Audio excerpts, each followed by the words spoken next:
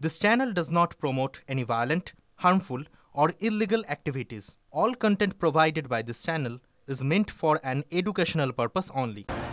আর এবার নজর রাখবে এই মুহূর্তে একটি বড় খবরের দিকে। তিলোত্তমার হত্যা মামলায় চাঞ্চল্যকর দাবি সিবিআই এর। আদালতে দেওয়ার নথিতে গুরুতর অভিযোগ তুলল কেন্দ্রীয় এজেন্সি। টালা থানার ভিতরেই ভুয়ো রেকর্ড বানানোর অভিযোগ পুলিশের বিরুদ্ধে। অভিযুক্তদের জেরা এবং পারিপার্শ্বিক তথ্য প্রমাণের ভিত্তিতে জানা গেছে টালা থানার ভেতরে কিছু ভুয়ো বা জাল রেকর্ড তৈরি করা হয়েছে। দাবি কেন্দ্রীয় তদন্তকারী সংস্থার।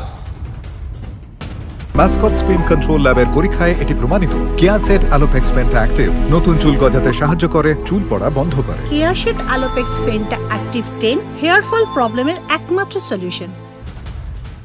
গুরুতর অভিযোগ পুলিশের বিরুদ্ধে, কেন্দ্রীয় সংস্থার অভিযোগ। আর এই নিয়ে রাজনৈতিক মহলে বেশ কিছু প্রতিক্রিয়া পেয়েছি আমরা। কে কি জানাচ্ছেন শোনাবো আপনাদের। কি বলছে বিজেপি, কি বলছে কংগ্রেস, কি বা বলছে শাসক দল তৃণমূল কংগ্রেস। টালা থানাতে অনেক কিছুই হয়েছে যেগুলো এই ঘটনাকে আত্মহত্যা হিসেবে দেখানোর জন্য এবং তথ্য প্রমাণ লোপাটের জন্য যা যা করা দরকার ছিল মাননীয় মুখ্যমন্ত্রীর অনুপ্রেরণায় তার নির্দেশে হয়েছে।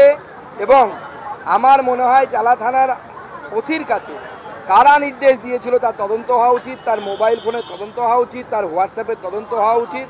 এবং তার সাথে আমার যেটা মনে হয় যে যাদের কথোপকথন হয়েছে তাদেরকেও সিবিআইয়ের উচিত জেকে জিজ্ঞাসাবাদ করা। একটা ওসির কি ক্ষমতা আছে যে তার উপরওয়ালার নির্দেশ ছাড়া কোনো ডায়েরিকে এফআইআরকে ট্যাম্পারিং করবার, রিপোর্টকে এদিক ওদিক করবার কোনো ক্ষমতা একটা থানার ওসির থাকতে পারে না যদি উপরওয়ালা কিছু না বলে। এখন টালা থানার ওসিকে সামনে পেয়ে বাকি যারা তারা সব সৎ হয়ে গেল, সাধু হয়ে গেল, তা করলে হবে না। তুমি মহারাজ সাধু হলে আজ, আমি আজ চোর বটে, এ কথা আমরা হতে দিব না এখানটায়।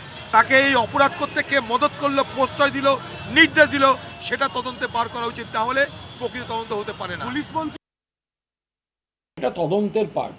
আমরা বারবার বলছি যে তদন্তে যা উঠে আসবে, তদন্তের দায়িত্ব এখন সিবিআই যেগুলো তদন্তের এই স্টেজে কোর্টে বলে পরবর্তীকালে বহু ক্ষেত্রে তার থেকে সরে যায়। ফলে সেই জায়গায় যে কথা তারা বলছেন তারা যথেষ্ট মারাত্মক অভিযোগ। যদি সত্যিই তার কোনো প্রামাণ্য তথ্য থাকে তাহলে যারা যারা এর সঙ্গে জড়িত প্রত্যেকের শাস্তি হোক। আর আজ সকাল থেকে যে খবর আমরা নজর রেখে চলেছি, আরজিকর কাণ্ডে আজ বামেদের কলকাতা চলো কর্মসূচি। সিপিএম এর ছাত্র যুব মহিলা সংগঠনের ডাকে ধর্মতলায় সমাবেশ বেলা 1টায়। হাওড়া শিয়ালদা পার্ক স্ট্রিট থেকে মিছিল।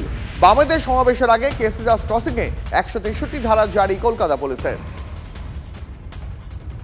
ডিওয়াইএফআইয়ের কোন সমাবেশে, ডিওয়াইএফআইয়ের কোন মিটিংয়ে, কোন মিছিলে শান্তি ভঙ্গকারী কোনো ঘটনা ঘটেছে?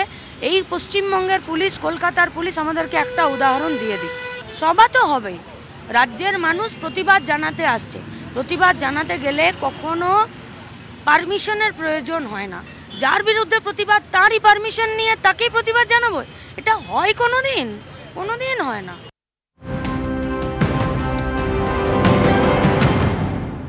আর এবার যে খবরের দিকে নজর রাখবো, আগামী 2 মাসের জন্য শহরের একাংশে বড় জমায়েতে নিষেধাজ্ঞা জারি করলো কলকাতা পুলিশ। সূত্রের খবর, আগামী কয়েক সপ্তাহের মধ্যেই কলকাতার একাধিক জায়গায় হিংসাত্মক ঘটনা ঘটতে পারে বলে খবর এসেছে পুলিশের কাছে। বউবাজার থানা, হেয়ার স্ট্রিট থানা এবং ধর্মতলার একাংশে বড় জমায়েতের নিষেধাজ্ঞা।